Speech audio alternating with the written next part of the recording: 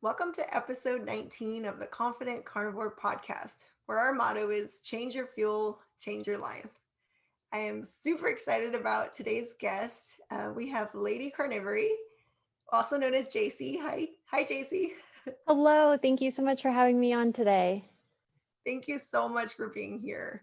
I know a lot of people are excited knowing that you're coming on the show so they can hear more detail about your carnivore journey and how you came to it and everything that you are up to. So, to start, we're going to share a few of your photos and you can kind of talk us through what they are showing. Oops, starting at the end. Hang on, let's go back here. So, you want to just tell us a bit about your photos? Sure. So this was in 2017, right before I started keto. So I actually found keto when a coworker told me that she was going to start eating this high-fat diet, and I was like, "Girl, you are going to harm yourself." So I actually went on PubMed and I started researching keto in an effort to prove her wrong. And I found out so much about keto and its ability to heal inflammation. And I actually have scoliosis. And so I've always had a lot of joint pain, hip down.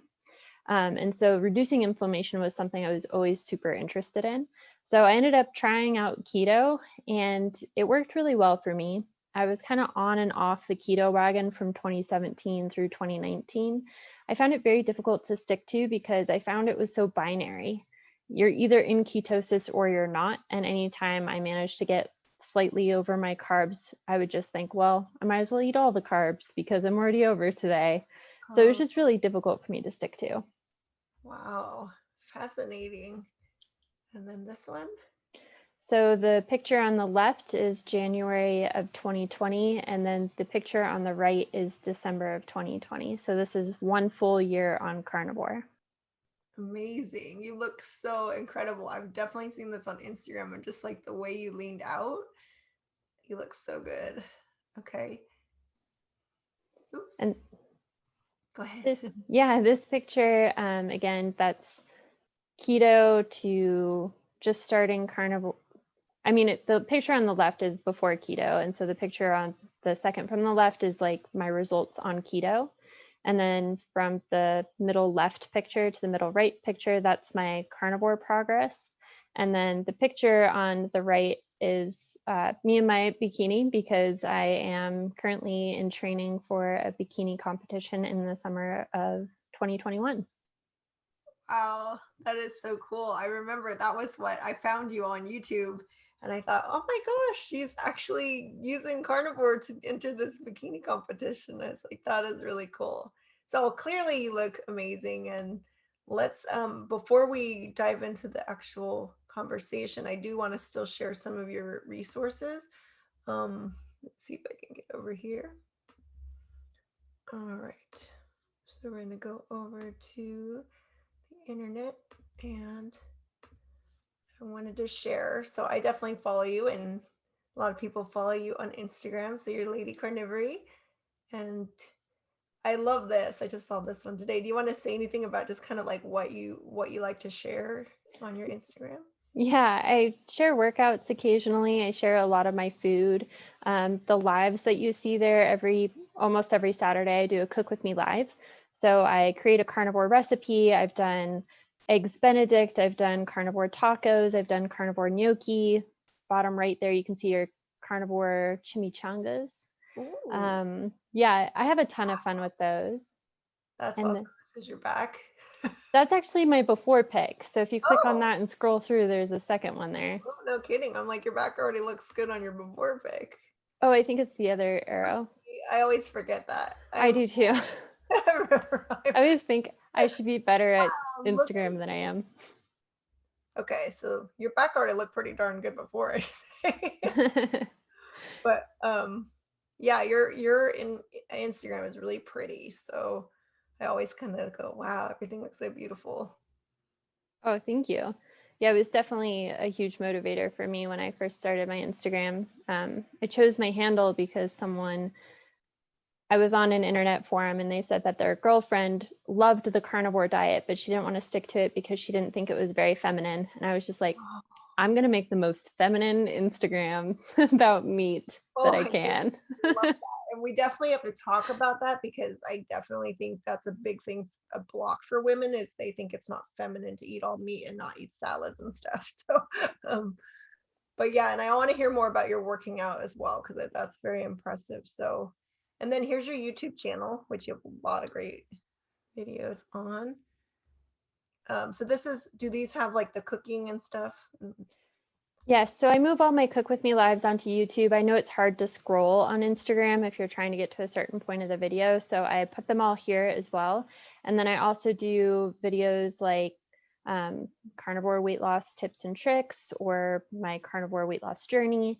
Most recently, I did a how to start a carnivore diet video that I am kind of ridiculously proud of. It was a lot of effort. Oh, wow. I want to go look at that one. I don't think I've seen that. And lastly, let's show your, I didn't even know you had this beautiful web page. So do you want to say a little bit about your website? Yes, so I am starting a blog. I'm definitely trying to get more content up there. It's going to be kind of a mix of carnivore content and more lifestyle stuff, but it's going to be a great way to share my journey and just my experience with carnivore. I love it. And It's so then beautiful. And then here's your starter guide, right? yeah, so I have this carnivore starter guide. The idea with this was just to provide a really simple basis for starting a carnivore diet. It kind of cuts out all the clutter because I know there's a lot of information about carnivore out there and it can be really overwhelming for people who are just starting. It is a 4-page guide. It only costs $2, and that's just to cover the cost of the hosting on my side. But it has a grocery list and a meal plan and a helpful FAQ at the end. Fantastic. I feel like I wish I had had that super easy starter guide when I was starting out. So thank you so much for sharing your resources and we can go ahead and dive in. So Jacie, how old are you? And we know you've been carnivore for basically since January 2020, right? Yes, So how old are you? I am 28. Wow. And it sounds like you came from, looks like from vegetarian to keto and to carnivore. So can you talk a little bit about, why, how that happened, that you moved through those different ways of eating? Absolutely. So I started vegetarianism when I think I was 14. And at the time, it was just a thing where people were like, "You love animals so much. I'm surprised you're not vegetarian." And I was like, "Oh, maybe I should be a vegetarian." I was also dealing with eating disorders at the time. So I was both restricting and purging. And I kind of used vegetarianism as a lever in my eating disorder. It was really easy to say, "Oh, I can't eat whatever you're offering me because I'm a vegetarian, so I can't eat that." Wow. I'm not saying vegetarianism is an eating disorder. I'm just saying the way that I used it, it was definitely a part of my eating disorder. Wow. Yes. So eventually I moved away from vegetarianism. And if anyone out there is listening and they're dealing with an eating disorder, I cannot recommend getting professional help enough. Um, Really, like having a good support group and getting therapy changed everything for me. And then I moved back into standard American diet. That's kind of what I had grown up with and struggled with that until I found keto. The reason I don't think standard American diet worked for me is I just wrecked my metabolism so much through 3 years of vegetarianism and just not getting the nutrients my body needed. And so when I transitioned back to standard American diet, I never felt the way I had felt before I moved into vegetarianism. Hmm. So Wow. kind of the symptoms of that was I was chronically inflamed. My scoliosis was always flaring up, and I found it very difficult to stick to any sort of like exercise or fitness program because it was just so painful for me. And then the other part of that is that I was diagnosed with OCD when I was 15, and I have been on and off medicated and done extensive behavioral therapy for it. And standard American diet just always made it so much worse. I could definitely tell when I had had too much sugar, too much veggie oil in my diet. And so I always kind of fell back to eating more plant-based because it made me feel better than standard American diet did. Wow. And And so what was your, I mean, because these are pretty much your adolescent years, right? So you're going through an eating disorder, you're having OCD, and you're going, I mean, what was your kind of your, how did you feel about yourself, and how was your confidence, your self-esteem? I mean, how your social life, I mean, going kind of through that whole period from vegetarian to sad. I've talked about this before, but my home life was not great during those years. And I was in a really toxic relationship at that time as well. Um, so I think those things, in addition to my eating disorder and my OCD, I felt worthless all of the time. I just never felt like I could be or would be good enough for anything. Wow. And in thinking back, do you look at, so you're, it sounds like you were in stressful, like a stressful family life and a bad relationship. So sometimes I think, oh, we're trying to control because the situation's out of control, the circumstances are out of control. So we sometimes try to regulate, our relationship to food, right? Hmm. Or through obsessive type perfectionism, that's our way of trying to control the out of controlness. So having gone through that and now being carnivore, do you think that it was that, or do you think it was actually the diet, the fuel that was causing you to respond in this sort of, in these ways? What do you think, or is it both? I always wonder about that.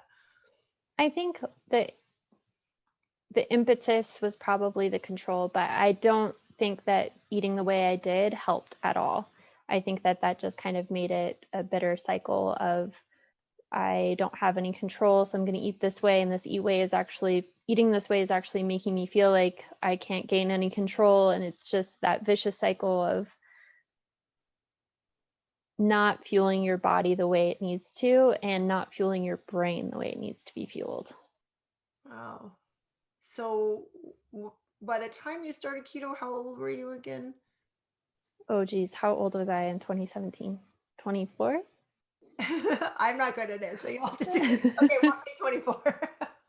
Sounds good. So you were in your early mid 20s, and if your friend mentioned it, and then you wanted to prove, you just did the research. And so can you tell us a little bit more about, like, you decided to go keto, and then how did you feel, like your health and your all of it, the OCD, your mindset, how did it shift on keto? I didn't notice any change in my OCD on keto. I did notice the brain fog was gone. I felt like I could think more clearly, but I still had the disordered thinking patterns of OCD. I was still medicated at that time as well, for my OCD. And then my joint inflammation reduced to the point where I could start lifting weights. And that was really exciting for me because that was a big dream I had had for a long time, was to be a bodybuilder. And so I found a lot of benefit on keto, and I lost, I think, I want to say like 20 pounds in the space of 5 months doing keto. Mhm. And that was awesome for me. But it just wasn't sustainable. I found it very difficult to stick to. Okay. And then how did you end up finding carnivore? So I was listening it was another coworker actually. He was recommending a podcast to me, and he was like, you should listen to Joe Rogan. And so I actually heard the Joe Rogan Sean Baker podcast in December of 2018. Oh, But I didn't start carnivore until January 2020. So it took me a little while to get on board with that. But the attraction for me was the simplicity. I wanted to try keto again, but I was so sick of all of like the meal prep I had done previously on keto. And I was like, this sounds really easy. All you have to do is eat meat. That seems like minimal meal prep and planning. So I'm going to give it a month and see how it goes. wow. So you just did it. But I mean, it's a pretty long delay though between hearing about it and giving it a go. So how was it when you started? So it was like New Year, I'm gonna do this, and what did you do to start? And So I actually tried it in January of 2019. So I heard the podcast in December, and then it was New Year, and I was like, I'm going to try carnivore. But my life was very hectic at the time. I was traveling to Miami for 1 week out of every month for work, and it was just too difficult for me at the time. Between that and my home situation wasn't great. So then I think I gave carnivore like 7 days, which is terrible because if you're starting the carnivore diet, you have to adapt to it. Otherwise, you're not going to experience the benefits. And I always tell people like this, like you have to give it 30 days. You have to give it a fair shot.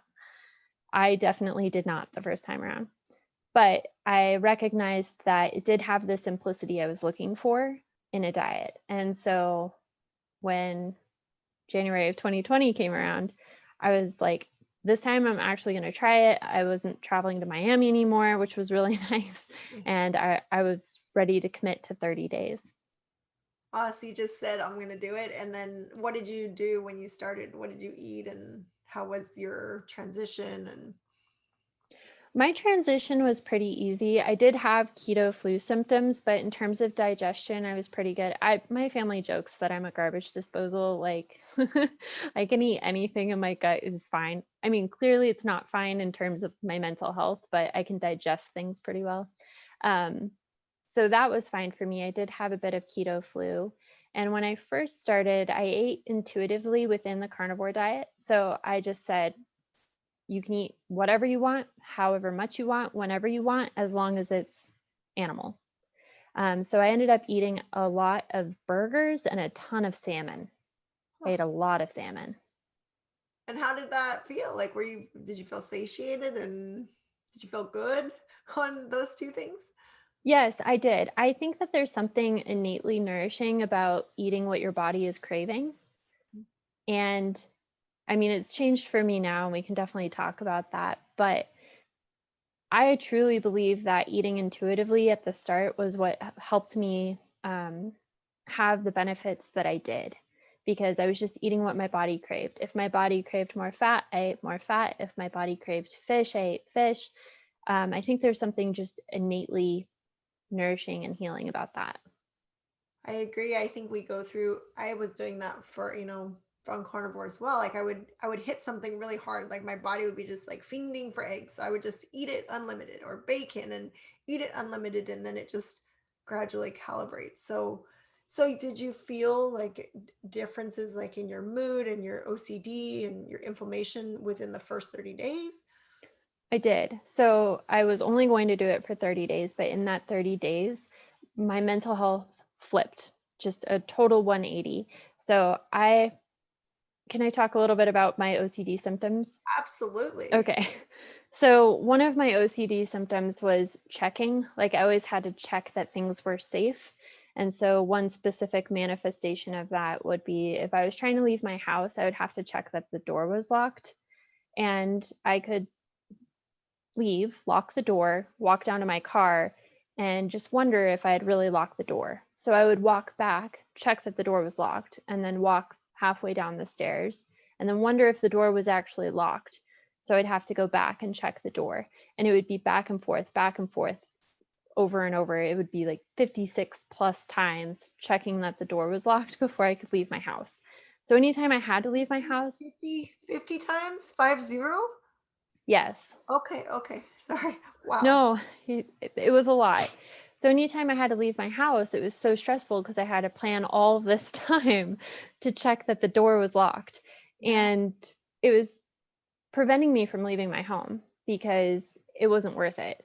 Like, if I was going to be that anxious and that stressed out about having to check that the door was locked, it just wasn't worth it to leave. Wow. Yes.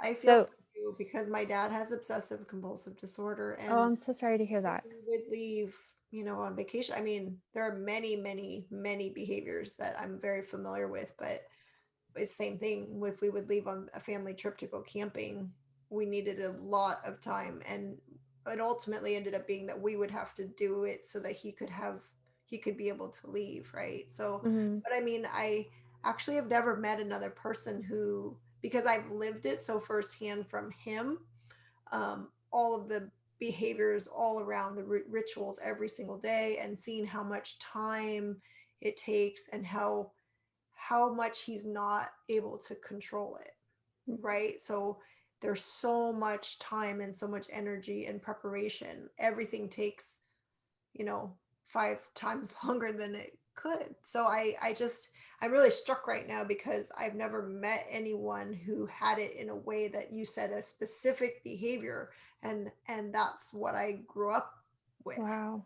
So anyway, I don't mean to, No, you're please tell fine. us more if there are more examples, because I think people, when you say, oh, I have OCD, I don't think people really fully get the impact of that. So if you wouldn't mind sharing, if you have more examples. Absolutely. And interestingly, you said all of the like ritual and structure in his life. I always thought that my routines were helping me manage my OCD, and definitely in behavioral therapy, that's what they teach you, is to be very routinized, like just develop routines in your day so that you can kind of have these triggers or cues to get you to the next step. But really, the routines manage your life. They aren't managing your OCD, because if you don't do the routine, then whatever your OCD trigger is will manifest. So I find that, I'm so sorry you went through that as a child. I can't imagine. I know that just having lived with people with OCD, I know it can be a lot of pressure on the family too. So I'm so sorry. Well, I'm just sorry because I'm realizing that I know what it's like. So now I'm understanding the impact of that was your reality. So if you don't mind sharing just more examples and maybe how it impacted your relationships as well, because it's people don't understand, because again, like with mental illness, they don't get that you're not in control of that, so they're like, why don't you just, because I remember thinking with my dad, well, we would just yell at him and say, just stop, like stop Mm, it, and it's like he can. yeah. So yeah, thank you for sharing this. Yeah. So the next part has a little bit to do with self-mutilation. So I'm just going to put that out there to warn people. But I would have a lot of medical anxiety over moles on my body. And they're very normal moles. I had them checked all the time because I had such anxiety over them. But I would become convinced that a specific mole on my body was going to kill me. And so I would have to remove it. And to the point where I would just remove my own moles like at home and then have to go to the doctor and have them stitched up. So it was incredible to me in the sense that I went to the same doctor to get stitched up as was prescribing me medication for my OCD. So it's kind of this thing of like, how did she not see this wasn't working for me? Yeah. Well, And then you asked about the impact on relationships, but I would always have to ask like scheduling questions, like what time are we leaving? Where are we going? Who's going to be there? And I would just ask repeatedly. It becomes very annoying if you've told someone, 17 times that we're leaving at 3:00 and you ask one more time, and that's the straw that breaks the camel's back. And I've had both responses of like sarcasm answered back to me. So if I were to ask something like, did you check that the door was locked? And granted, it would be the 26th time I had asked that question and the person had replied, yes. But they would get so frustrated with me, they would be like, no, I didn't check that the door was locked. And for me, it was difficult because you can't just tell someone with OCD to stop. So then I would become obsessive with then going and checking the door again, that it was actually locked. Or the other response would be anger and frustration, which is completely understandable because it would be frustrating to be asked the same question over and over. And I can sympathize with that, but I can't help, like, I couldn't help it. It wasn't a choice for me. I had to ask. now when those situations were happening prior to going carnivore, were you were still cognizant of the fact that your behavior was negatively impacting others, right? Like you didn't think they were being unreasonable. Like you knew that you were a source of frustration and aggravation by your behaviors, right? Absolutely. I remember one time I kept asking, I would say, I'm sorry, is the door locked? I'm sorry, did you check that the door was locked? I'm so sorry. Can you tell me one more time very confidently that the door was locked? And just trying to figure out what pattern or what needed to be said to make me feel comfortable in that situation. Wow. Now, with the OCD, did you have it since you were a child? Like how young do you remember having this type of mindset with just the like needing Mhm. to like needing to control and feel secure and just those OCD behaviors? Was it as a child or was it more as an adult? It was definitely as a child. Kind of to your point about needing control in a situation, I had experienced some trauma, and that happened when I want to say I was 11, and so that was the start of Jacie's routines. That's what my family called it. Was like Jacie just has these weird, quirky little routines that she has to do all these things in a specific order in a specific way. But I don't think that anyone really recognized it as OCD until I was 15. Oh, so that must have been really traumatic for you to feel like people didn't even, they just kind of like made fun of you or whatever and didn't acknowledge it as an actual condition until later then, right? I mean, that's a long period of your developmental years to feel like people are giving you like acting like kind of like, you know, how Yeah, like when people dismiss you or kind of reject you and act like, okay, she's just being, weird or whatever. And then yeah, sometimes when you get a diagnosis, it can at least help you to say, hey, I have a legitimately diagnosed mental illness, right? I mean, hmm, at least there's a little bit more, if even if people can't understand what it feels like, at least it gives it a little bit more legitimacy and you don't necessarily think, oh, it's just me. But I mean, right. you experience yourself when you were diagnosed as that somehow that makes you kind of defective then because you have like a condition, or how was that to get the diagnosis for you? I think that as a child, I didn't know what OCD was. So when my family was like, "Oh, JC just has her routines," I thought that was normal, because they were always really lighthearted about it. So when I finally did get that diagnosis and I spoke to a medical professional about what I was experiencing, I just found it very validating. Um, and I was very hopeful because now it had a name and maybe we could fix it. But I mean, it was over a decade later until I found that fix. Mhm. Okay, so now we when you go carnivore, what happens with your OCD?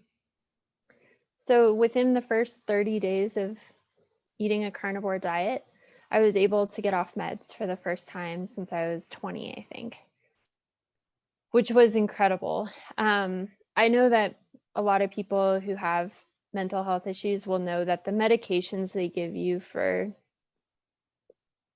I took anti-anxiety meds and I took antidepressants and SSRIs, and those things come with just the worst side effects. They make you feel less than human, or I shouldn't speak for everyone. They made me feel less than human, and I never felt better taking them. It definitely calmed my disordered thinking, but as a person, I just felt kind of, I don't know, muted inside. Like everything was kind of grays and just quiet.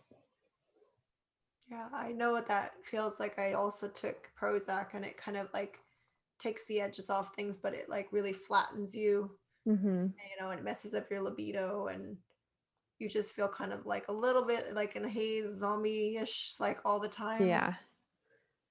So so you were able, I mean, how did they even take you off your meds? Like you just felt so much better that you're like, I don't need this anymore. Did you just stop or did you consult your doctor about stopping or? So I did consult a doctor. I was seeing a just a traditional doctor at the time, and I told her, I was like, I feel really good. I think we can take me off the meds. Like I want to try tapering off. I want to try therapy again because at the time I still thought there's no way that this could be gone. Like I'm still going to need something, but I'm ready to get off the meds. And she heard what I was eating and told me to eat more vegetables and eat lean meat. And it was just incredible to me because I was thinking to myself, like, I've come to this doctor for years. She has sewn me up from me removing my own moles like 7 times. And I tell her I'm feeling better, and she's like, stop. I Oh, was, I just couldn't believe it. So I ended up finding a keto doctor instead, and he tapered me off the meds. Wow, good for you to even at least you had been through keto so that you could find like you knew that was an avenue, you know. But Yeah. I you're not the first. I've heard so many people say that they heal themselves, they go to the doctor and the doctor's like, you need to stop that immediately. And it's like it's just insanity. It doesn't make any sense. Wow. So, okay. So, in that first 30 days, you are feeling better. So, you literally like your routine about checking the door, like that just stopped. Like the thoughts about the fears and the obsessive thoughts, they just stopped. Yeah, so it wasn't like day 8 and I was fine. It was a slow transition for me because I was also tapering off the medication. So it was just over time I noticed I needed to check the door less, or I was asking questions of my partner less, or I just had this peace in my mind and it just felt like it was swelling and growing. It was so incredible to feel that. So I describe it as it's like as if there's an evil toddler in your brain with OCD. And that evil toddler is constantly asking you questions. Like, if you don't check that the door is locked, what is the worst case scenario that could happen? And your brain just fills in all the gaps with these awful, awful scenarios. And so that's why I would have to check the door, was because this evil toddler kept asking me questions. And so with carnivore, it was this toddler was slowly quieting and just slowly becoming more calm and steady and even, and was asking me less terrible questions over time, which was incredible to me, to not have this just voice in my head all the time giving me anxiety about these situations that I had no control over. Oh, that is the most brilliant description I've heard because, sorry, my mind is blown right now because my therapist, so my dad has obsessive compulsive disorder and my family has bipolar, paranoid schizophrenia, and a lot of depression, a lot of anxiety. And my therapist had diagnosed me with obsessive anxiety. So I had this weird blend of like super depression, super like obsessive anxiety. Like I never thought I had OCD because I wasn't the same as my dad. My dad was Mm, more he still is rather, what you described. But I would have this like super paranoid, always worst case scenario, kind of doomsday, self-loathing, like always just fearful, guilty, shameful, feeling like my brain could only generate the most negative possibility in any situation. What if this mhm. happens? Well, what if that happens? And like laying around at night just like obsessing about like the next day, or obsessing about what it was, always forward and back, obsessing about the future, obsessing about the past, right? Yes.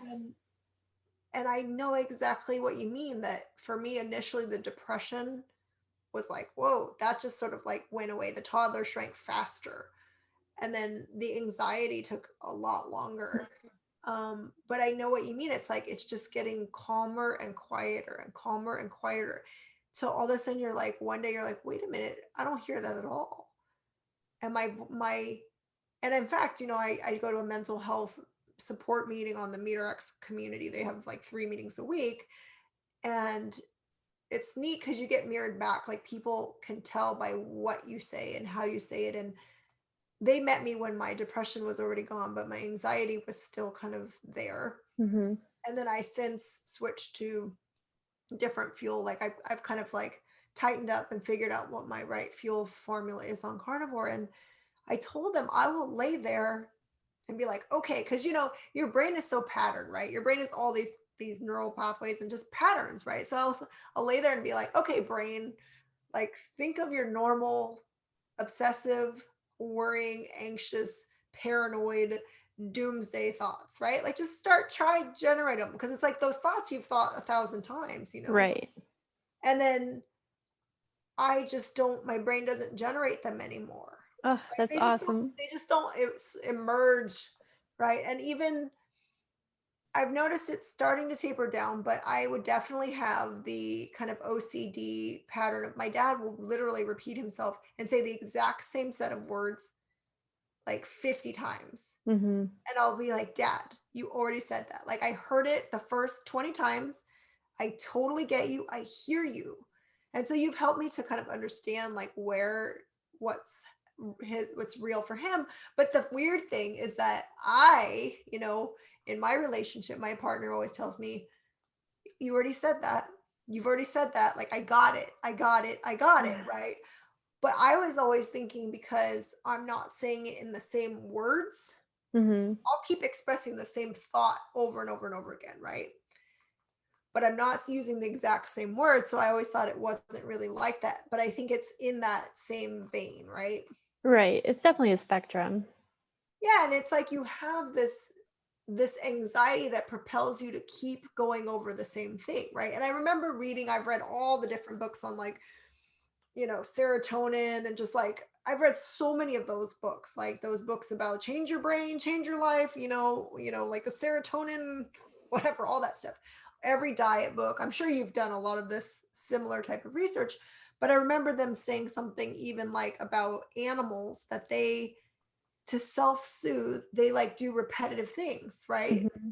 That they do these repetitive, like, and that's, and then I always was like, well, that's what we're doing. Like, we're trying to boost some sort of neurotransmitter or something through this repetition, right? I mean, I don't know. It doesn't, ultimately, I guess the mechanism doesn't really matter that much once you find the cure.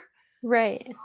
But I think in your case, it's like seeing that dramatic change and feeling that, and then being able to articulate it so well as you do. Just imagine the hope that that can give to someone who's still trapped in that, right? Because Yeah. at the very least, they can know, they can identify with, that's what I do. Mm-hmm. And wouldn't it be nice if I didn't have to medicate and experience all this other weird sideways stuff that happens with medication, not fully curing the issue, and then just as simple as what you're eating, right? Yeah. I mean, that's 1,000,000% why I am so passionate about sharing my story with other people, is because I wish this had been given to me as an option sooner. If when I was 15 and diagnosed, someone had said, you know what, you need to start eating more meat. I don't know that I would have picked up on it right away, but it would have been an option, right? It would have been another lever that I could pull to manage my mental illness. And it's just incredible to me that they don't give you that lever. Like, nutrition seems like a pretty basic one. It's how you fuel your body. So why wouldn't it have effects on how your body manifests its existence?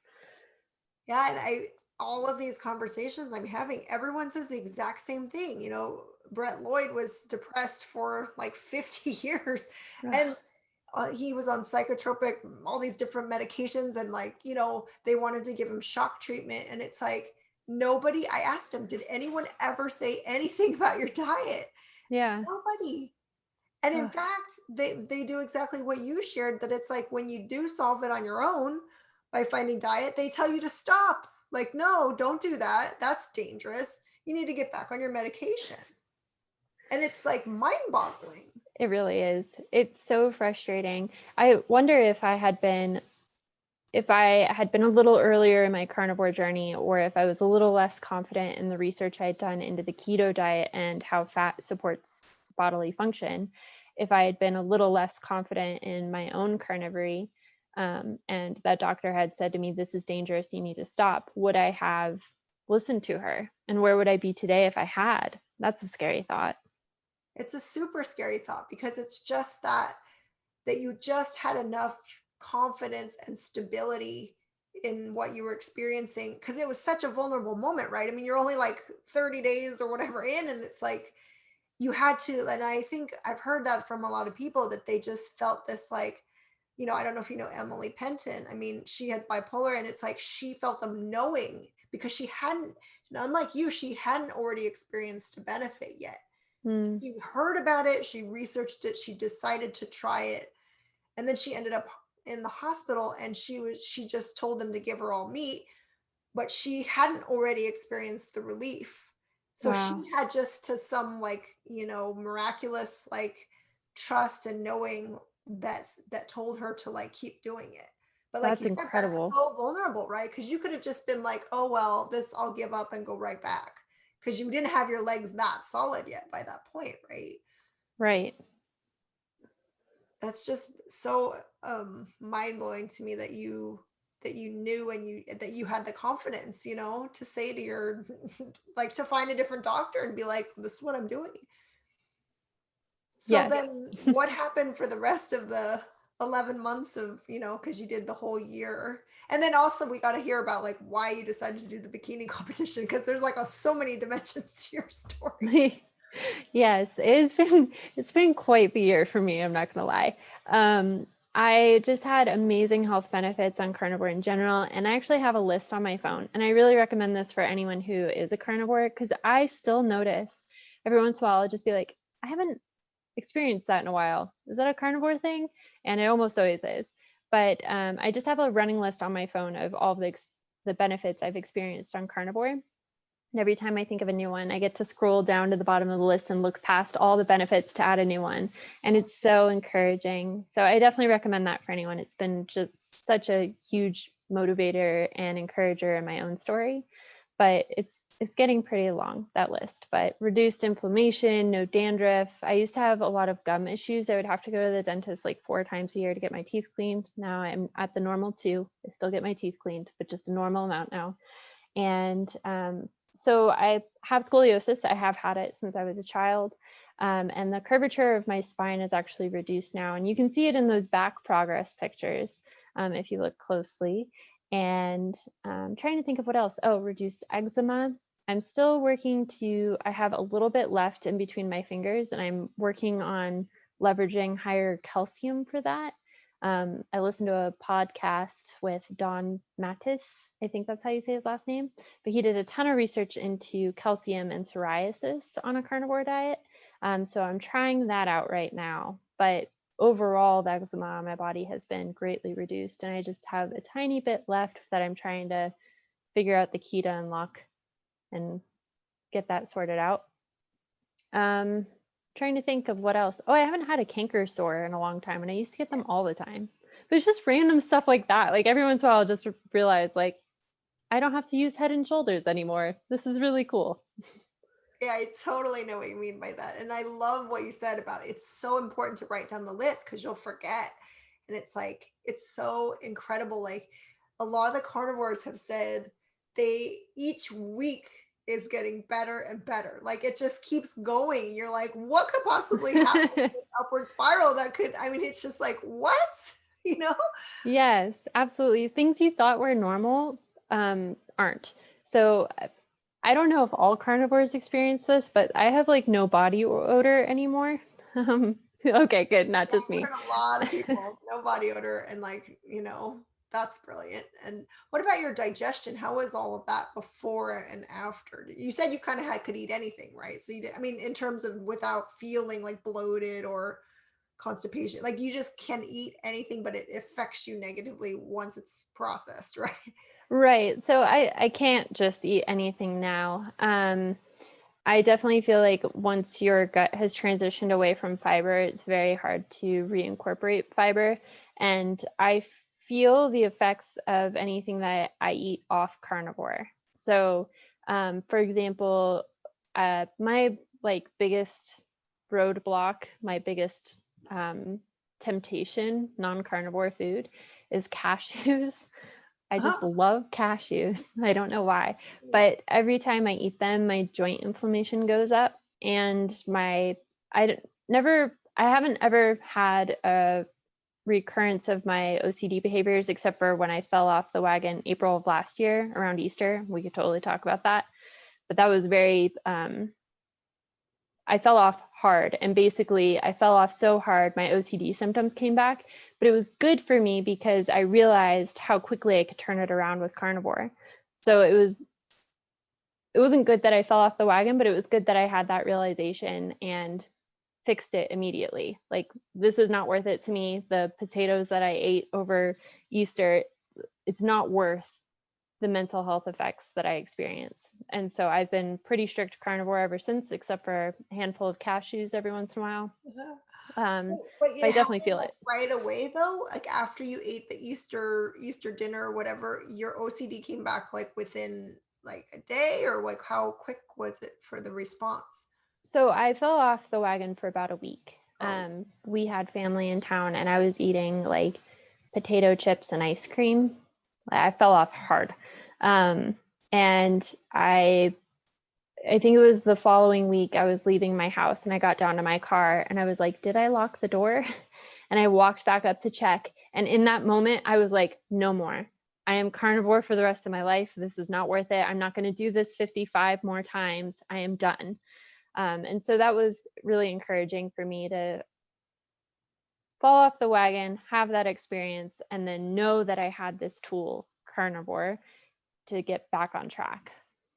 I love what you say because I felt the same way that it's actually a blessing to go off and then to realize the magnitude of the impact and then to know that you have something you can just go back and you'll reset.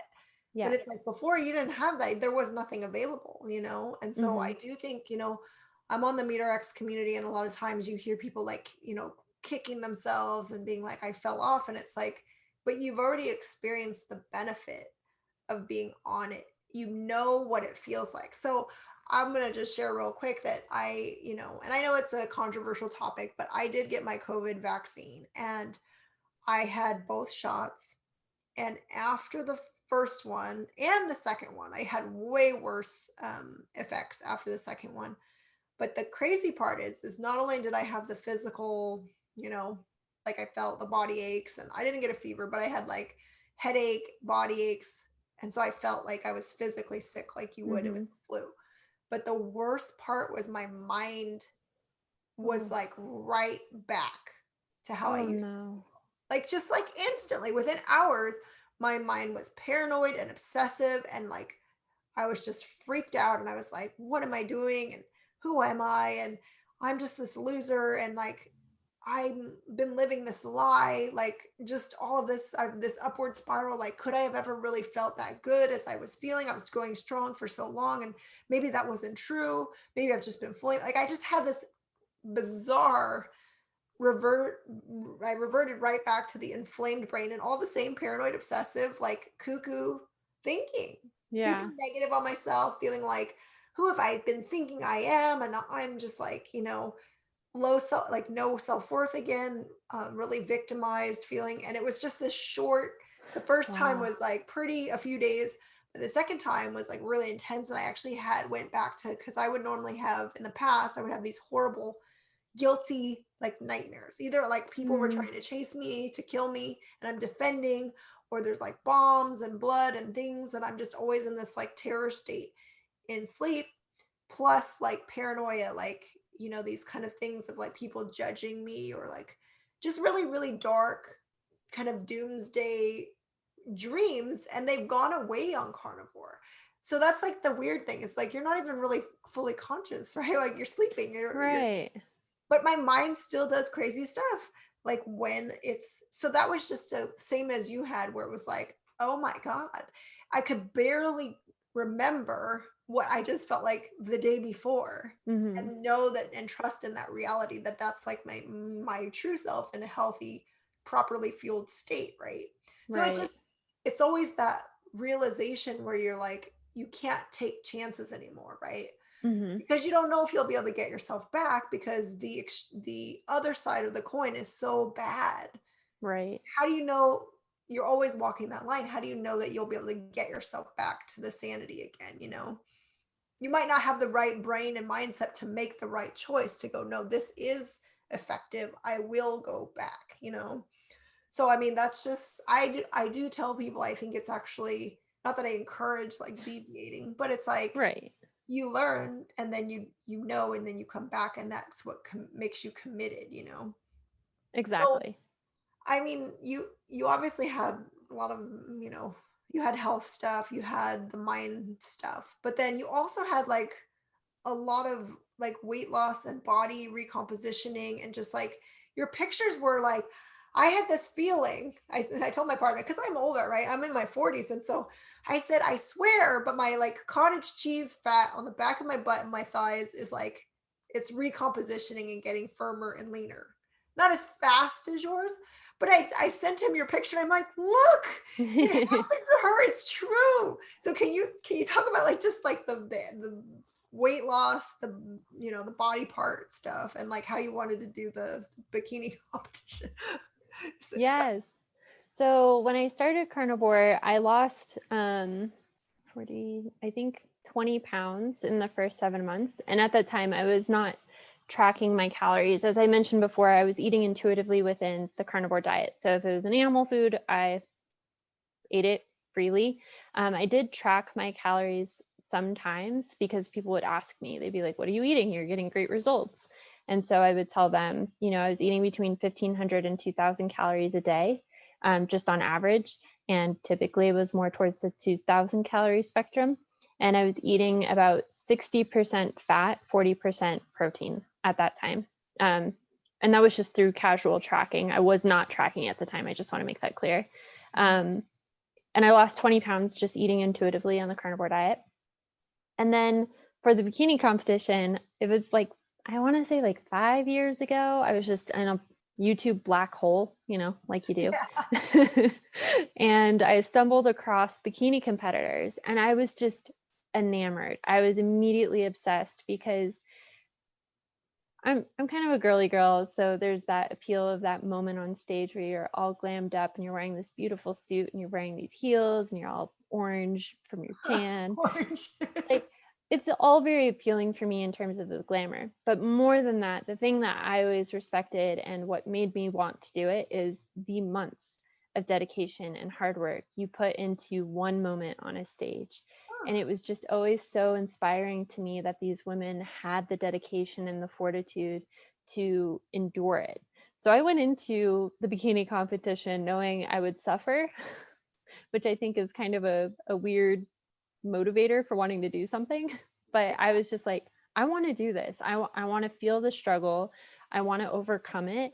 And I want to have my moment on stage. And so, I mean, that was 5 years ago that I became obsessed with it, but I never felt because of my mental issues and my body inflammation. I just never thought it would be a possibility for me. And so I started thinking about it around July last year. I was like, you know what? My mental health is just so good right now. I can see my body is recomping. And I was doing mostly plyometric circuits at the time because we were still pretty locked down. I wasn't even lifting weights. And so I knew, like, I just had this, like Emily had this innate feeling that carnivore would just do wonders for me if I did decide to take the leap. And so I did. I decided to make it a big goal, and I'm just so happy because I get to live my dream every day. I wake up at 4 a.m. and I go to the gym, and that's my dream. Wow, 4 a.m. Oh my gosh. And so your workout things look super amazing. So did you train yourself or get a trainer, or how are you learning how to do all that stuff?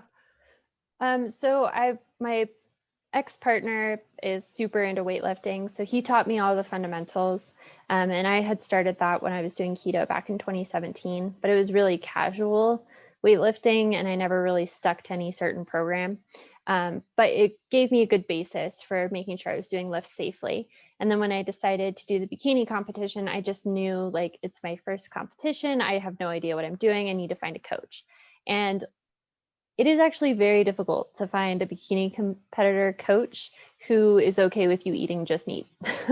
Oh, because they Yes. want to tell you what's the traditional advice they give you what to eat?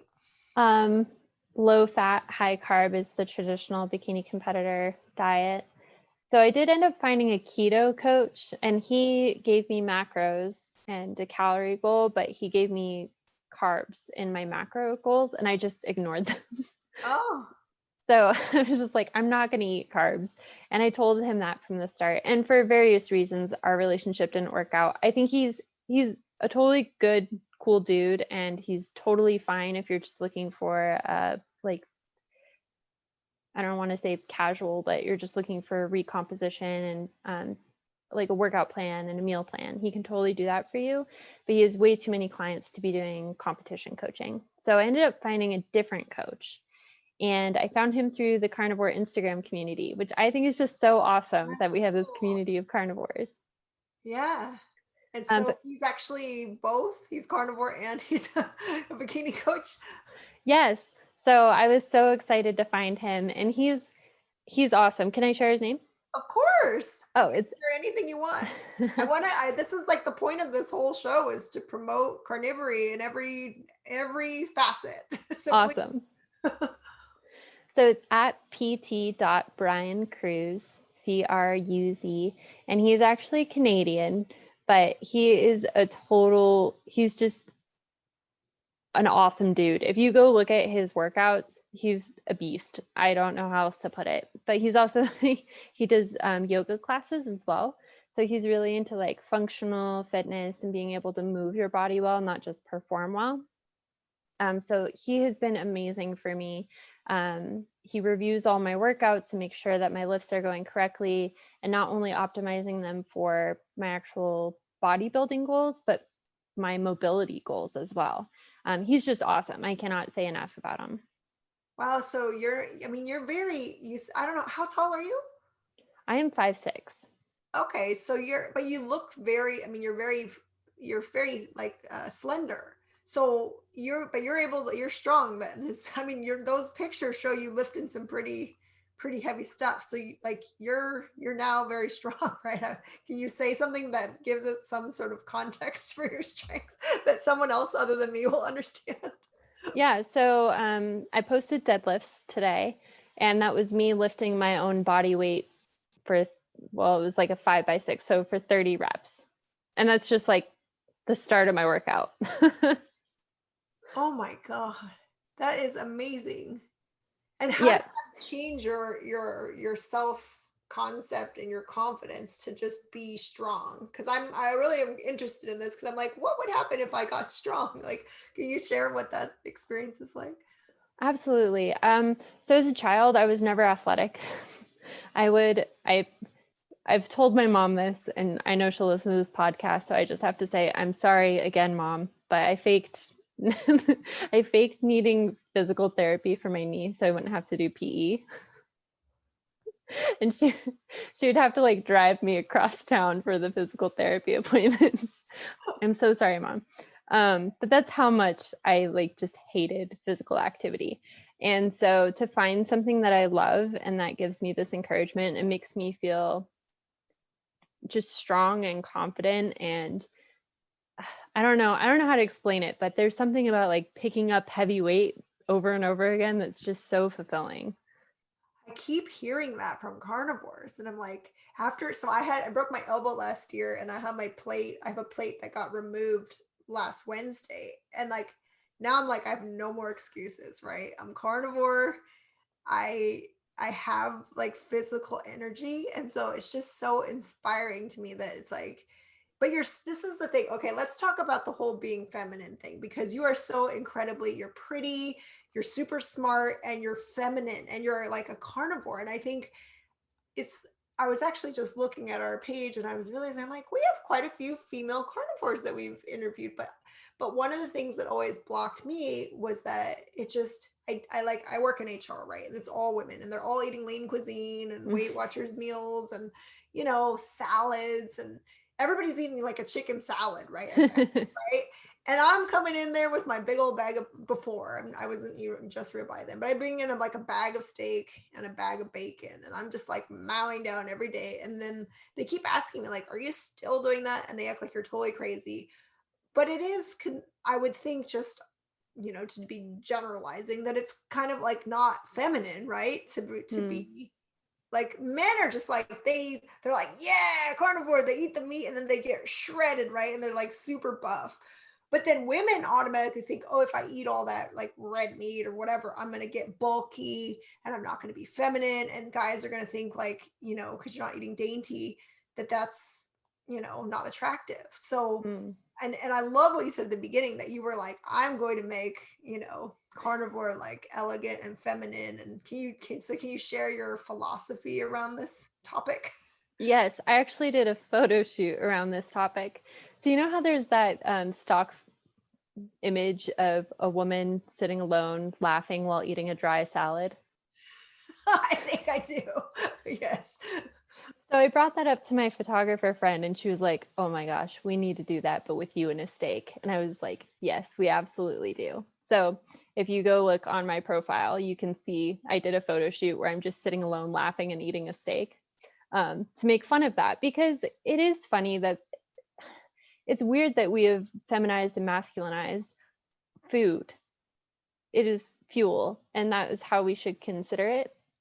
So for me, when I read that post about the guy being like, my girlfriend doesn't think it's feminine, it made me angry because I have experienced such benefit from carnivore, and to think someone would let their image of their own femininity stop them from trying it was just so upsetting to me. And so I did want to kind of, not that I need to prove anything, but just display that carnivore can be feminine.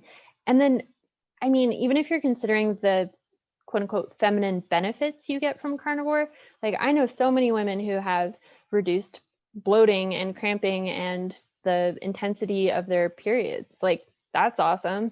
I know that I personally have had a lot of sexual health benefits. It Oh, makes yeah.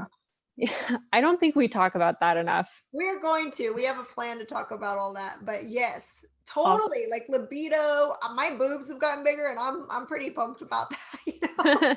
I mean, that's not a bad thing. But also they're not like when I was a vegetarian. I mean, this may be TMI, but they were very like fibrous and like not, they didn't like, they weren't feminine. But now I'm like, you know, my libido, and I'm in my 40s. So I was already, my thyroid level tested to be um, menopausal.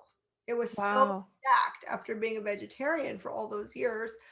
And my libido was like just horrible. And it's like, you know, you couldn't like, you didn't want to have relations because you always have a stomach ache or gas or like a UTI or like a yeast Yeah. infection, and it's like you stink.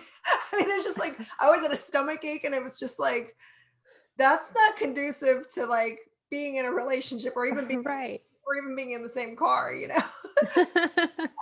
My partner, who's still my partner, he said I would off gas because the plant matter wasn't properly digesting. So it wasn't like I had bad breath from my mouth. I had bad breath from my gut, like from it, Ooh, or whatever, my yeah. stomach. It wasn't digesting. And so he said I just had this like stench coming out of me, like some vegetable off gassing. So it's like, you're right. I mean, 100% aside from just the like aesthetics or optics of it, of somebody like a woman eating a steak and no vegetables on the plate, it actually has so many benefits for resetting our hormones. You know, your hair gets better, your skin gets Skin better, is you feel better. more attractive, you feel Yes. sexier. It's like, well, what's not to like about that, right? And I think men actually, I asked some of the men on the Meet RX community because they have a men's group. And I said, so do you think it's unfeminine if you see some lady just like eating a ribeye with her hands, you know, like just mowing down like a cave person? And they're like, absolutely not, you know? I think it's really just, you know, we've been fed this, you know, the like you're saying with your glass of like rosé or Chardonnay and your like little, you know, salad. But I really think you should do some bikini photos with like a whole meat series, you know. I mean, that would be awesome. Like not just you I eating meat, you know. definitely have some ideas. I've been reaching out to some butchers lately for my next project. But I have ideas. I have so many ideas, and I'm just like at a point in my life where I'm about to move across the country. And so I just have this like waiting period before I can unleash all of this. But I have such exciting stuff coming. I'm so excited for the future. Oh, I'm so excited for your future. And, you know, I was sharing with you earlier that you know, in the MeatRx community and just like carnivores in general, we really want, I mean, I see you, you know, you're beautiful, you're intelligent, you're totally, you know, on your game. Sky's the limit for you. Same thing with Steak and Butter Gal Bella. It's like I just wish I had found this in my 20s, you know?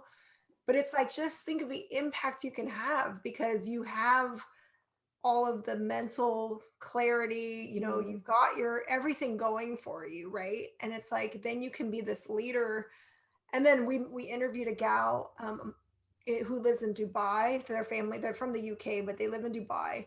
And this gal is 15 years old and she's into Wow. CrossFit, and she's so incredibly confident. Like at the age where all the girls are struggling because they have, you know, eating disorders and all this stuff. She's carnivore, she's beautiful, super intelligent, and it's like, can you imagine being 15? Like you talked about, 15 would Yeah. have been a critical age for you to find it, right?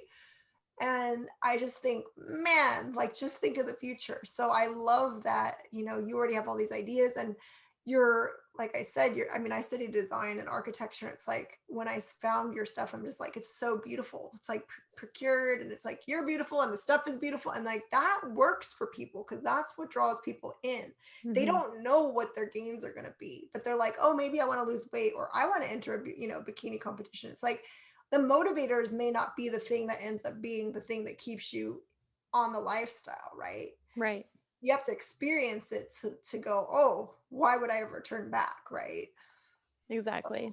I mean, even for me, I was expecting the same things I had from keto. I was expecting weight loss, reduced joint inflammation, and a little bit more mental clarity. And I mean, carnivore is just so different for me from keto. It's totally night and day. Like mental illness, I don't want to say it's cured because I know it can come back if I choose to eat differently. But as long as I'm eating carnivore, I don't have OCD. And I have had body recomposition. And that's not what I mean, the weight loss and joint inflammation brought me to the diet, but the mental health is what's keeping me here. Yep, exactly. The mental health. And I actually, well, before I got my surgery, this doctor called to do the pre-op appointment and they went through this whole list of all the medications I've ever been on, right? And my Oh, condition. wow. And they said, oh, it shows here that you've had major depression, right? And they said, well, is that still an issue? And I said, no, it's not actually. And so they actually wrote down that it was resolved. And I was like, Oh, that feels pretty good. I was just like, like you said, it can always come back. If you change your fuel, it will come back, but it's certainly in remission, and now you're, holding the wheel instead of it holding the wheel. Um, so okay, it sounds like you're going through a transition period in your life, which is obviously stressful. So how is carnivore helping you with your, resilience and staying on the rails during this really challenging time for you? I actually have a really good example of this. The other day, it was a particularly stressful day, and I left my house without my coat. And I live in Denver, Colorado, so it's kind of a problem. And I got to work and I realized if I was not carnivore, I would not have just left my house without my coat. I would have left my house without my coat, gone back to get my coat when I was checking the door for the 36th time. So it's almost like this is a really stressful period for me, but it could be so much worse. I could be doing this and managing my OCD. And I am just so truly grateful for carnivore. I mean, it's so easy to be passionate about something that has changed your life so profoundly, and I try not to be I don't know, I don't want to be compared to like vegan culty of like this is amazing, but it is freaking amazing. um there's no other way to put it really, is like I just want this for everyone, or at least for them to try it, because I don't know what my life would look like right now if I was not on carnivore. And that thought does scare me because I don't know. I could be institutionalized, I could be back on medication. Um, it's so interesting to be able to just see that alternate reality and know that daily I am making the choice not to pursue that reality in the food that I eat. I just have the chills because I feel that I experience the same exact thing every single day.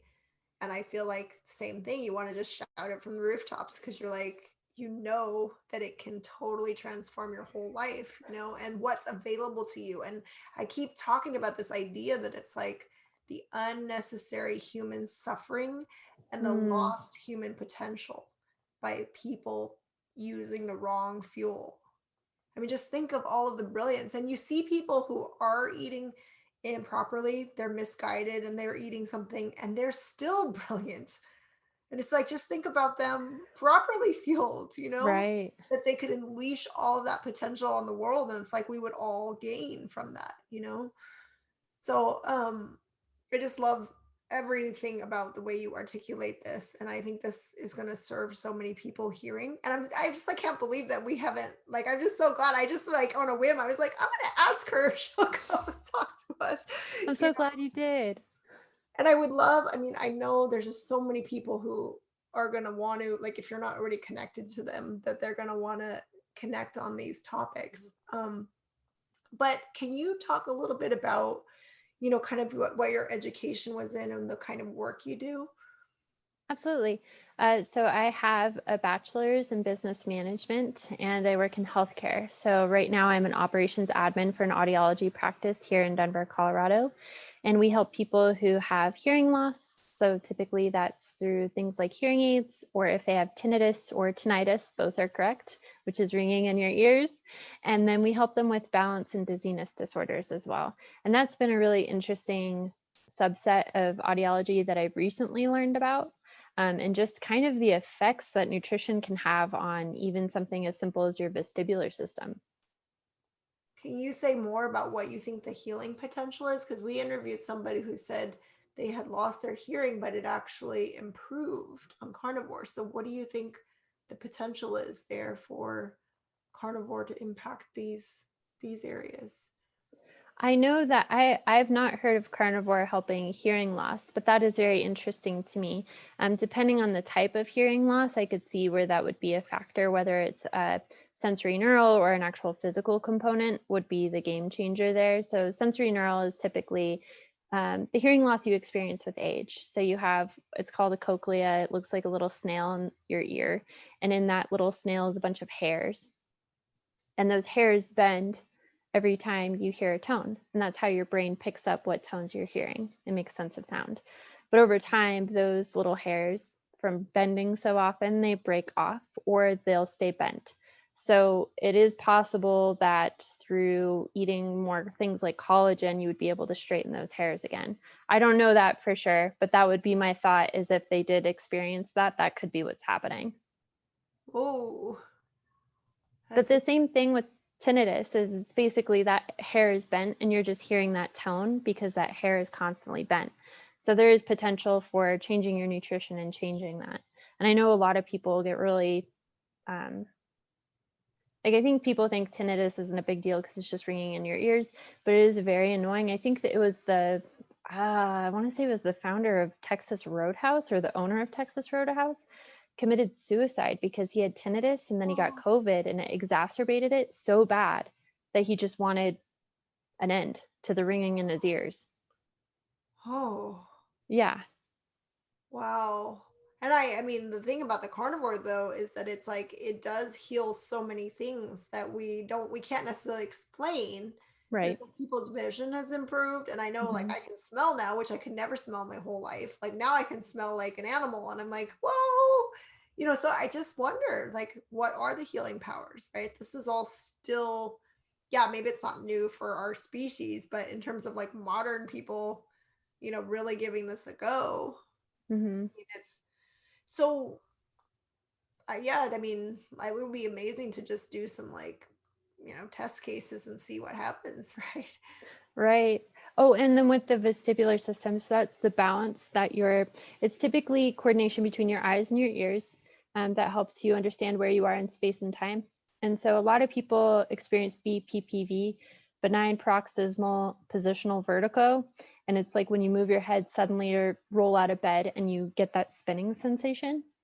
Um, that's caused by tiny little bones inside of your ear floating in fluid. And when those bones become misshapen or they move into the wrong semicircular canal, that's what causes the vertigo. But the easiest way to manage that is through appropriate vitamin D and calcium intake. So if you are eating bioavailable nutrients, you're much less likely to experience that. Oh, that is some powerful stuff. Yes. I mean, we probably should clip out some of these little sections so that people can, because that's what I want, is for people to be able to figure out like what condition they have and then find an easy, like real world example of somebody who had that, and then Hmm. be able to go, oh, I could try this and just see. I mean, when Right. you have these horrible things, it's like, well, what have you got to lose? like, how can you tell me that eating like, Pringles and Krispy Kremes is gonna like give you some sort of advantage in terms of your nutrition? Like people think that's the part that cracks me up. It's like they think just eating all meat is extreme. And I'm like, but look at what you're eating. You're eating all this weird processed stuff, that comes in all these weird boxes and like plastic wraps and then the thing that always makes me laugh is stuff like cauliflower rice or whatever, cauliflower rice. And I'm like, I have a coworker and it's like she just like laughs at me because she's like, "Oh, are you still eating your meat?" And I'm just like, "Yeah." And then she's all like, she tries to sneak vegetables into the saute for her little girls. And so she's always making like this cauliflower rice saute and she puts all these vegetables in. And I'm like, well, that's weird too.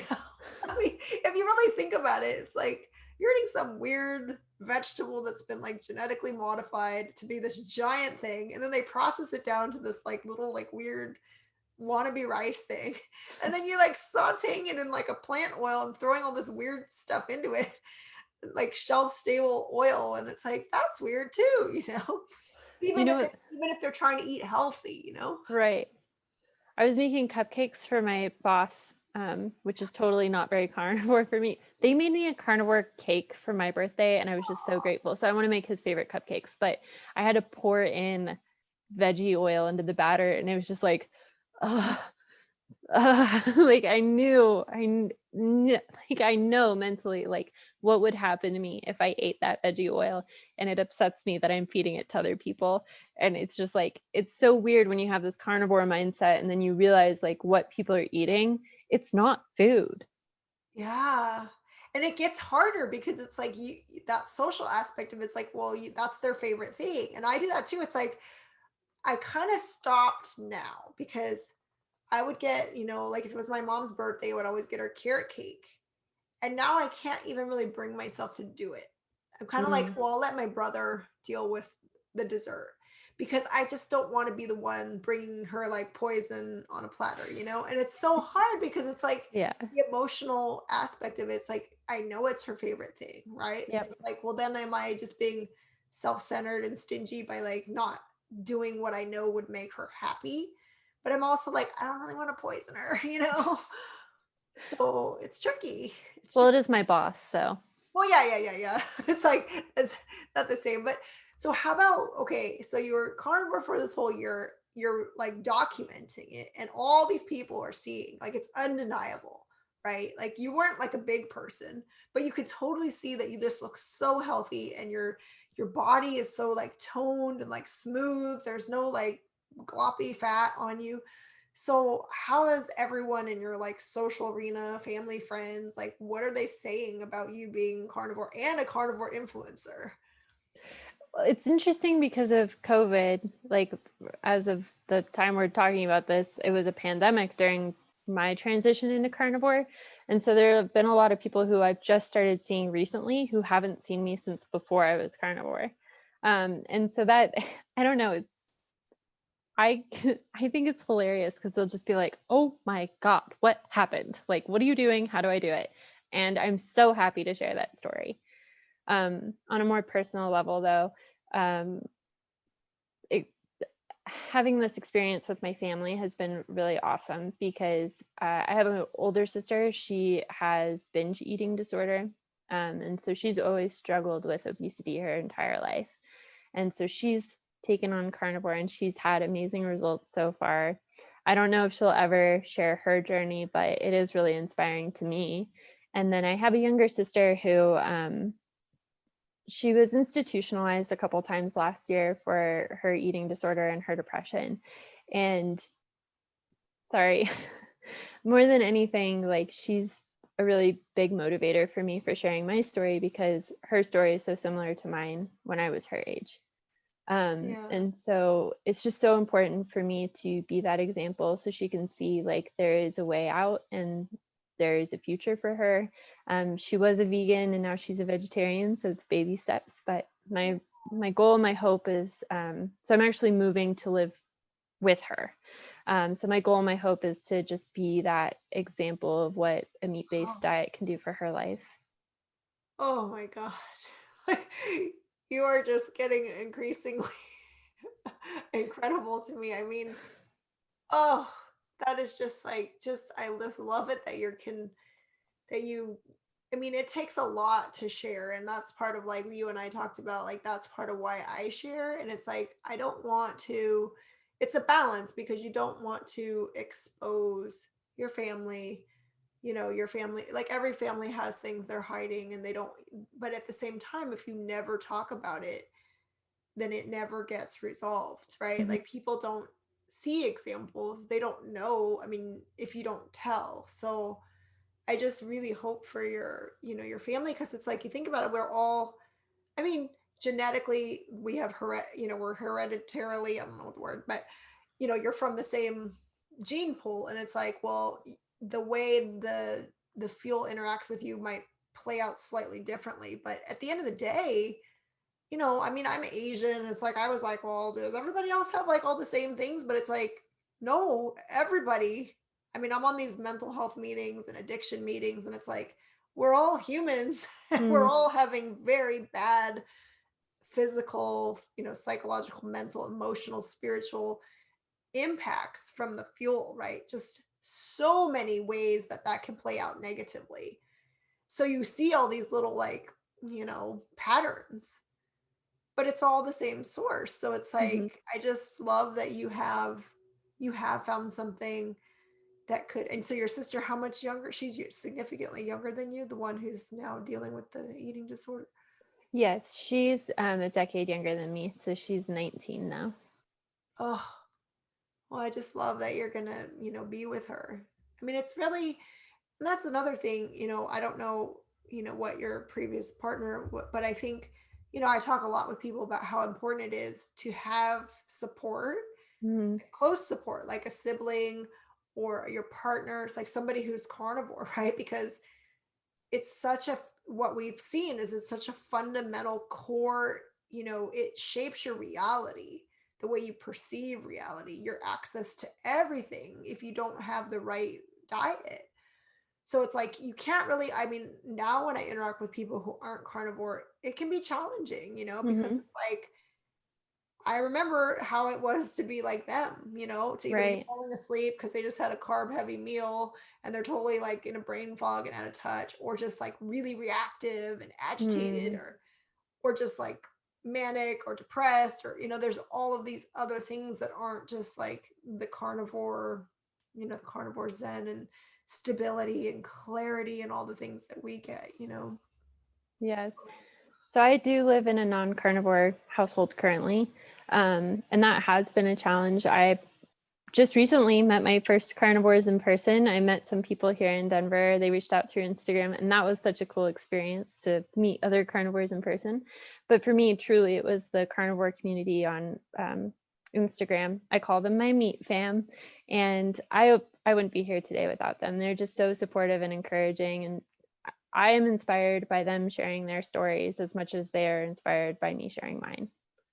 oh, I love it. And I just love that I mean, that was the one good thing about the pandemic is we did spend a lot of time focusing on, I mean, normally I was not involved in social, I didn't even have a public Instagram account. I only had like my Instagram account that had like one follower, which is my partner. And then it was like my photo journal, right? And so I actually created my new Instagram because I wanted to be able to connect with other carnivores, right? Yeah. And it's like this weird, kind of blessing, a silver lining of all this is like we've all met, we meet all the time through Zoom. And Hmm. we just, the other night, Bella, Steak and Butter Gal, and then Coach Raymond Nazon, and then Judy Cho, we got on a Zoom and we were on for like 5 hours. We were just meeting Judy for the first time. And I swear to God, I think Raymond was up because he's East Coast time. He was up till 3 a.m. Wow. Because we just like, there's just this weird bond, like the Mhm. carnivore kinship that you have because you've all gone through so much crap to get to that. And by the time you find it and then you come out the other side and you're like, I feel so good. Like, this is like the holy grail. And then when you connect, it's just like there's just so much to talk about, right? Mhm. So, ah, I'm just like, sorry, I don't normally talk this much during these things, but I'm just so excited because this is like us actually getting to know each other, and like Exactly. talk about our stories. And but so you're moving. Are you moving like right away? or is it very soon, your move to Florida? I think I looked it up today. 17 days. Wow. Yep. So I still have quite a bit of packing to do. And are you going to telework for your job, or are you going to? Yep. So I'm going to be working remotely for the company I work for now, which is awesome. I'm so excited to be able to stay involved in audiology and helping people hear better and just live more balanced lives. So I'm really excited for that, but also looking for other opportunities. So I do their social media management and video production and stuff like that. So both expanding that with Lady Carnivory and then also hopefully finding more remote work in that. Oh, very cool. Well, your stuff is really stellar. And I definitely think, I mean, this is the time of the world to be doing that, you know? And I know there are carnivores for sure in Florida. I don't know Florida very well, so I don't know really exactly where they are, but I definitely know there are Floridian carnivores. I don't know what the word is, in the Meter X community. So maybe I'll, let you know some of the names, because it'd be really neat if you could.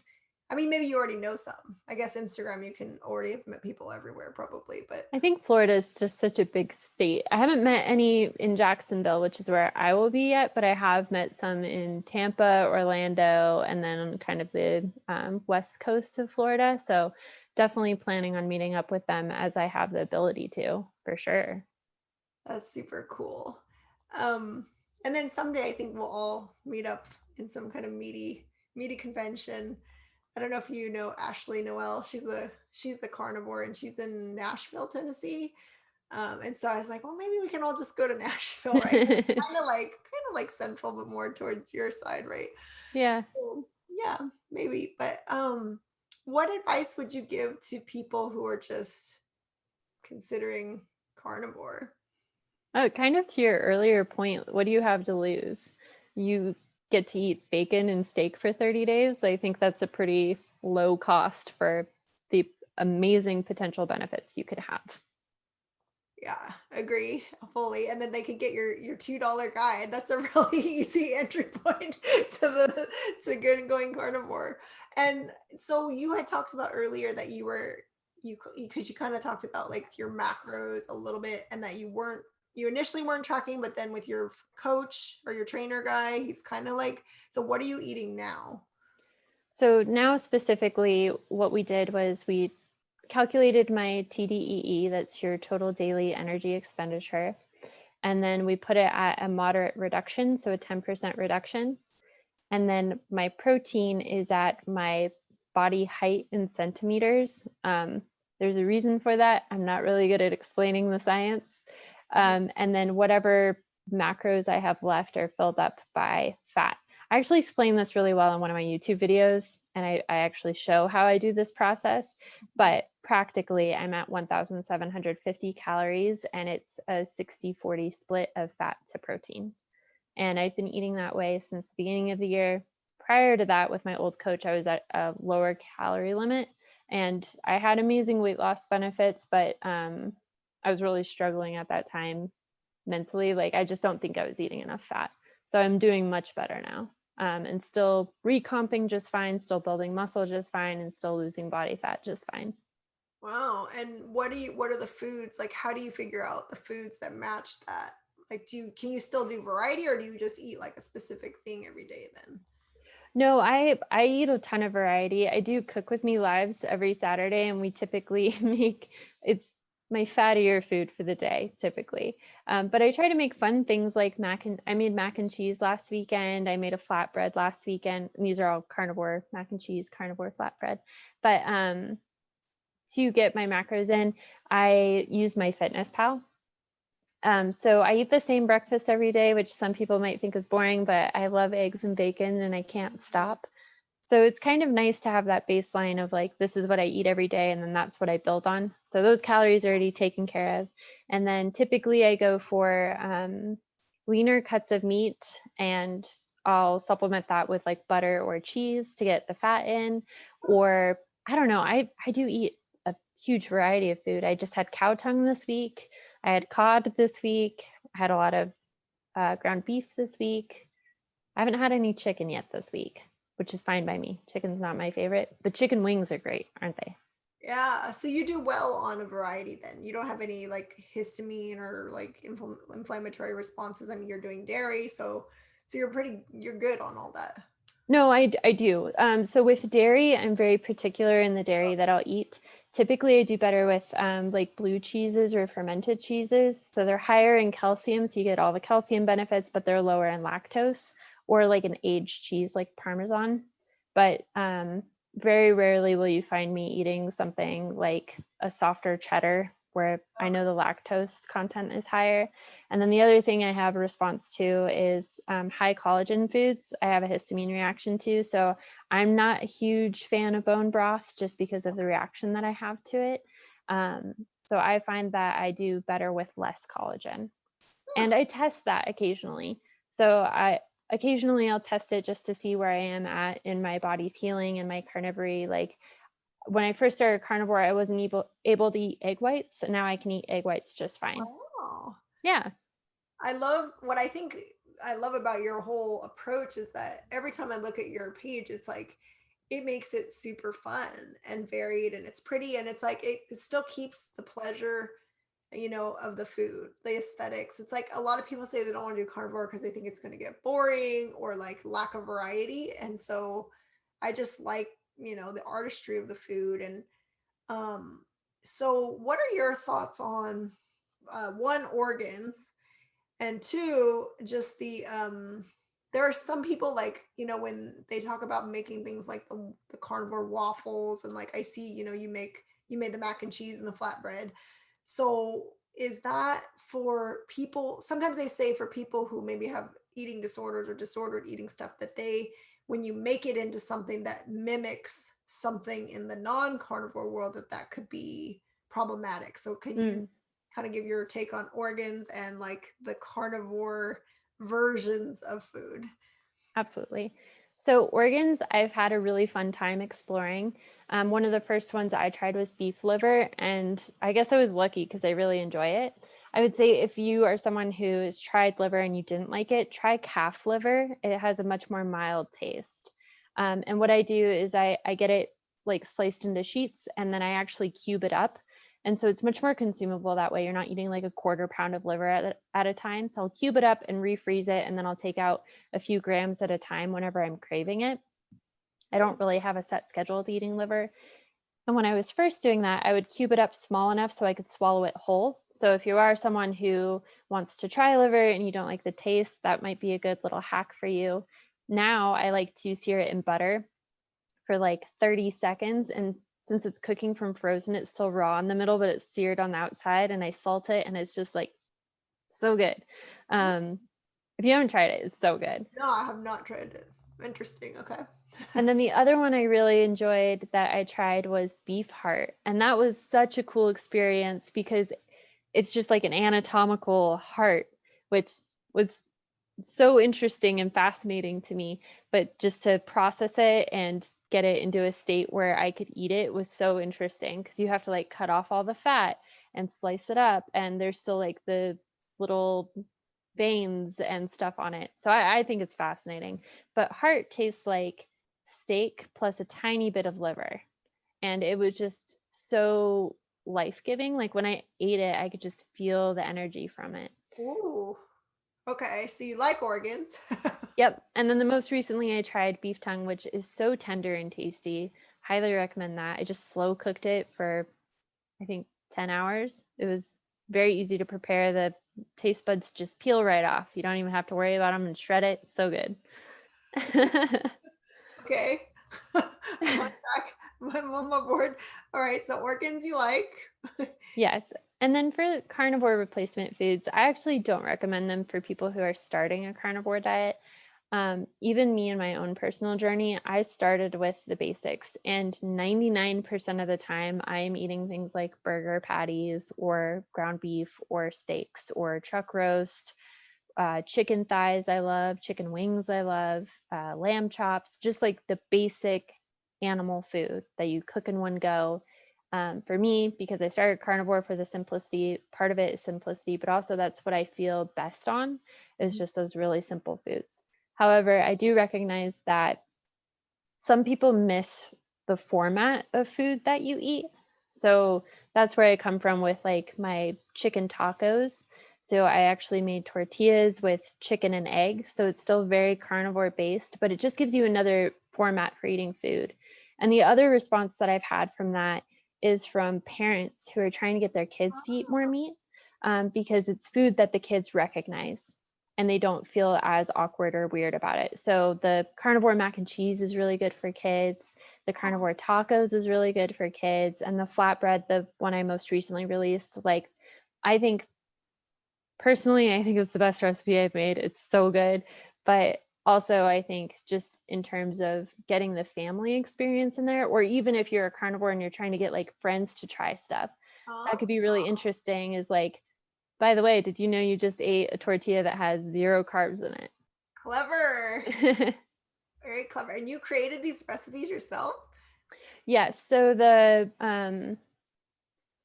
I mean, most of it's chicken and egg blended together in different ratios to Yeah. try and figure it out. But the carnivore mac and cheese is, it's actually carnivore gnocchi. I always joke that I have a PhD in cooking from watching so much Food Network. I just realized it would be a really easy format for creating carnivore pasta would be a gnocchi, because it's so, the way that you make it is conducive to that. But yeah, it's been really interesting. Sorry, I'm really passionate. I'm trying not to talk too much about it. No, I love it. I mean, this is what gets people into it. It's like looking at those pictures. I've seen your stuff. I'm like, ooh, I want that.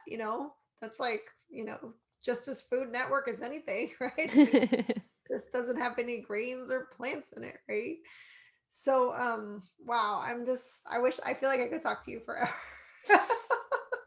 And I definitely feel like we would probably want to, I mean, okay, I'm trying to stay on track here because it's just like I want to ask you so many questions. But so as far as obviously you have your channel, you're going to have your blog more built out, you have your guide.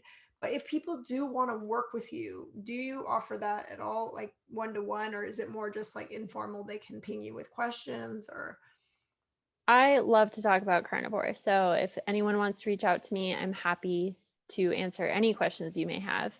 I have various resources, so that How to Start a Carnivore Diet guide is really good, especially the FAQ part. I go over kind of my supplementation beliefs, and then I, in the guide, there's a chart for how to slow things down or speed things up in terms of your digestion if you're adjusting to a carnivore diet, which I've had really good feedback on as well. Man, this is great. I still think I need the guide now. I mean, pretty far into this, but so and then when is the competition again and how can we follow your it's in the summer? Did you say the summer? Yes, it's July 31st in Jacksonville, Florida, which might be a terrible mistake because it's going to be like 1,000,000 degrees, but I'm so excited for it. I do monthly bikini updates on my Instagram, and on my YouTube channel, I do some like what I eat in a day or like little updates on there. Awesome. Well, thank you, Jacie, so much for coming. Do you have any, I mean, we're gonna include all of your links to everywhere. Do you have any final things that you want to say to promote the carnivore lifestyle or. Yeah, just that the carnivore community is so awesome. I have never met a carnivore I didn't like. And I think that it really helps to get plugged into a community, whether it be on Instagram or MeetRx. It was so influential for my journey to just have that connection and that group to go back to with questions and support when I needed it. And I cannot speak highly enough of carnivores and the carnivore community in general. Oh, but thank you. We feel the carnivore love. And I literally cannot wait to upload this interview because I think a lot of people follow you, but I don't know how many, at least in my circle, I don't know how many people have gotten to like experience you like more direct, Not that this is direct, this is still Zoom, but thank you so much, Jacie. It's been lovely to meet you, and I look forward to many other future conversations. And I wish you the best, with your move and also with your bikini competition. And we will follow you all the ways that you've told us we can follow you. So, Oh, thank you so much. Thank you for having me on. It was such a pleasure getting to know you better. yeah, thank you too. We'll see you next time, okay? Okay. Bye bye.